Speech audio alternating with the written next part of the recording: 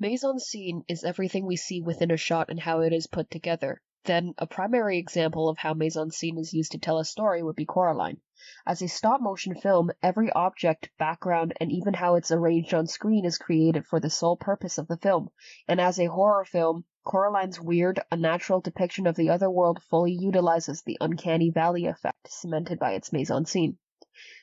This sequence marks the beginning of the final act in Coraline. Here, the character motivations begin to contradict each other. Coraline wants to leave, Beldam wants her to stay. The set dressing and lighting changes to the atmosphere. Harsh light with greens, browns, and blacks dominate the set, painting the scene with eeriness, though the color scheme is flipped on its head upon the confrontation with Beldam, where the room lights up into bright, saturated Halloween colors. This is a visual disconnect where the atmosphere remains tense but the imagery is cartoonish.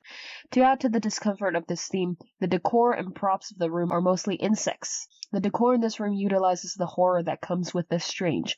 Furniture shouldn't skitter. Bugs don't have buttons or eyes, but they do here in this uncanny valley. These props also act as foreshadowing devices. As Beldam is portrayed as a spider monster later in the film, she holds power over these bugs because they are just victims in her web. The scene continues. Coraline goes, "You're not my mother," aggressively, and of course, Beldam responds like any loving mother would. By turning into a spindly monster lady. Here, Beldam's character design evolves. Her whole frame becomes more gaunt and stickly. She loses her only warm accent, her red lipstick, and her dress turns sharper and less fashion-conforming, becoming something almost unreal. Beldam also becomes uncomfortably tall for the house, contrasting Coraline, who's just a little too small. This conveniently allows for bottom lighting, frequently used in horror films to show that something is supernatural. Beldam still retains human anatomy, though greatly exaggerated, and she still has recognizable features of Coraline's real mother. All this creates another uncanny disconnect, where visually, Coraline's mother has turned into a monster and turned against her. Coraline gets thrown into a mirror and is left in a completely dark room. Normal suburb Saturday. Here, the walls are solid with no doors or windows. A decrepit metal frame bed is pushed to the corner like a prison cell. This lack of decor and the low-key lighting in this room allows for the character designs to become the main focus, all while incorporating more underlighting. The characters act as their own light source. Coraline glows dark blue with her star sweater, while the ghost children are entirely white, giving off a pale blue light. The designs of the children hold a lot of visual information as well. For one, their costumings are out of fashion. Their clothes are older in time, appearing rustic compared to Coraline's modern clothes, which hints that they've been trapped for some time. Second, the children speak, but their mouths do not move. One of them with her mouth gaping much farther than the human anatomy would allow a jaw to drop. Their expressions are locked in a frown forever, making them appear more ghostly, and they have the signature button eyes, fully abusing the uncanny valley to create horror. Furthermore, we can see how Coraline uses mise-en-scene to obtain the uncanny valley in the other world through its composition. First, going back, the shot introducing us into this sequence uses the rule of thirds to draw our attention to the trapdoor and the incoming object blocking Coraline's path. Then the rule of thirds breaks, giving us compositional stress as the entire room morphs and lights up. The way the camera pans gives the viewer a sense of uneasiness from that break and forebodes the coming events, thus the compositional stress. Additionally, in the rule of thirds, the viewer's gaze is usually drawn to the top horizontal line of the composition, so the choice to reveal the Beldam from the bottom of the frame makes her become creepier, as if she crept up on us.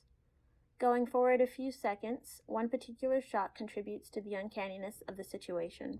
The shot of the Beldam eating the chocolate with Coraline in the back is an example of deep space composition.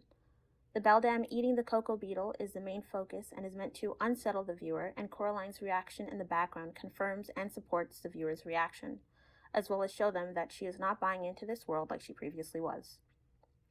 Next, as the argument heats up, we are shown what is arguably the most unsettling shot of the sequence, the transformation of the Beldam.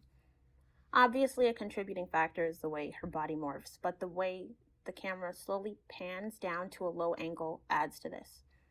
Low angles are usually used for characters to be portrayed as the dominant figure in the scene, and this forces the viewer to look up at her as a more powerful being against Coraline, who is depicted on a high angle in the reverse shot, accentuating her inferiority in the situation. As the beldam drags Coraline and inevitably throws her through the mirror, the composition once again imposes uneasiness by shooting the next set of shots in oblique angles from when she is thrown into the dark room until she meets the ghost children. This seems intentional to set up the viewer for more dread since she's been put in what could be another hostile area, but puts us back at ease as the camera sets itself back to normal the closer she gets to the children, telling the audience Coraline is safe for now. And through this sequence, we can see how composition plays an essential role in portraying the uncanny valley in this film. Kinesis is arguably one of the most important elements in the film as a whole, as each movement the characters make was a specific choice by the filmmakers. Everything was planned and placed down to the T to make sure that the audience gets a sense of the dread that Coraline was feeling, while highly contributing to the uncanny valley spread throughout this film. The bugs skitter into place, each windly leg dancing on the floor at a rapid pace until it reaches its destination, stopping in front of Coraline's only escape. It then turns its head in her direction while the camera zooms out and pans right to reveal another bug turning to Coraline. As the room fills with light and comes into full view, we see more bugs skittering into place so that the beldam won't have to do so much as turn around to face Coraline herself, cementing her place as a queen bug in the room, a spider amongst her prey. This gives us a sense that the room is actually alive. Everything is moving in this shot, even the lights, and most eyes on Coraline, the current center of attention as a new prey who just walked into the spider's web. The jolly back and forth rock of the chair that grabs and traps Coraline, forcing her to speak with the beldam, can also be seen as strangely joyous and fun in such a precarious situation.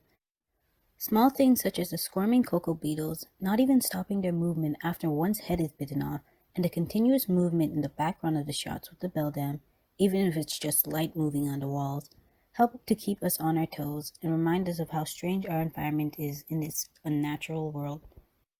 However, the most obvious and horrifying display of kinesis in this shot is the beldam's transformation. At the count of 3, she goes from kind-hearted, loving mother to the monster that she truly is. Her body grows taller and skinnier, her skin paler, and her limbs and neck grow impossibly long. Even her clothes change as Coraline stands back in shock.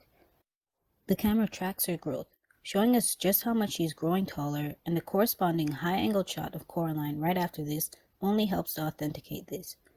The beldam, now using her grotesquely long limbs and spider-like mobility, drags Coraline down the hall and puts her through a mirror, all the while walking briskly and fashionably, rocking her hips from side to side as if she was merely on a daily stroll and not locking a child in a ghost room. In the aforementioned ghost room, the ghosts themselves float around majestically, but in a lost sort of way. It might be their frozen faces of fear, the buttons in their eyes, or the fact that they were just once innocent children, but there is something deeply unsettling about their presence. Even in the way they glow haphazardly, you can tell that there's something wrong with them. However, as they befriend Coraline, we overlook these qualities and see them as allies. They float in unison, almost like synchronized swimmers, but in the air, fading away when one needs to speak and reappearing when necessary, speaking patiently one after the other. You can tell that they've been together for the longest time, so long in fact that they've practically become one. As they move, there's an overlay of their last place on screen, creating an effect that doubles down on the stop-motion animation by making their movements fragmented and disconnected. Coraline's movement is much more fluid than theirs. Even the beldam moves cleaner than them, which emphasizes that even in this strange world, they are otherworldly. Conclusion. It's obvious that the mise-en-scene in any film is extremely important, but Coraline takes this an extra step further by using it to highlight the uncanny valley in this particular scene to put the viewer in a state of unease. Whether it's the juxtaposition of the joyful and the childish with the horrifying, the continuous and abnormal movement of the characters and furniture, the compositional stress, or the eerie lighting, the creators of Coraline knew how to use each and every aspect of mise-en-scene to their advantage. Every prop, sound effect, wriggling bug leg, and expressionless button eye was placed meticulously, with a plan in mind, and that plan was perfectly executed. That's how Coraline caught you in its web.